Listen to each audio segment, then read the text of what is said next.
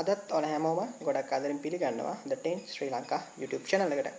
ඔන්න ඉතින් අද chess පාඩමක් අරගෙන නෙවෙයි ආවේ. ඔයාලට අදාළ chess පාඩම මේ සතියට අදාළ chess පාඩම මම සිකුරාදා හවස 6ට ඔයාලට අප්ලෝඩ් කරනවා. ඉතින් ඔයාලට සිකුරාදා හවස 6ට chess පාඩම බලන්න පුළුවන්. ඉතින් මම අද වීඩියෝ එක කරන්නේ ඔයාලා මේ වෙද්දි දන්නවා මම සාමාන්‍ය basic knowledge එක තියෙන ළමයිට මේ වෙද්දි අමතර online chess class එකක් මම කරනවා.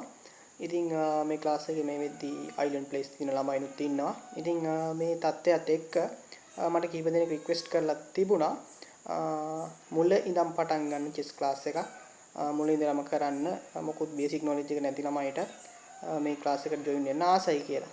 beginnersලා නොවන අයට ඒ කියන්නේ ටිකක් chess පිළිබඳ අවබෝධයක් තියෙන ළමයිට කරන ක්ලාස් එකත් බොහොම සාධාරණ මුදලකට කරන්නේ.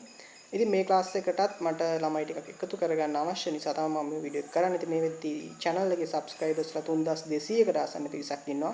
ඉතින් මේ අතරින් බොහෝ විට ගොඩක් දෙනෙක් ඇති chess පිළිබඳ ලොකු knowledge එකක් නැති මුලින්දම ඉගෙන ගන්න ආස ළමයි. ඉතින් ඔයාලට පුළුවන් ඉරිදා හවස 5ට මේ ක්ලාස් එකට join වෙන්න.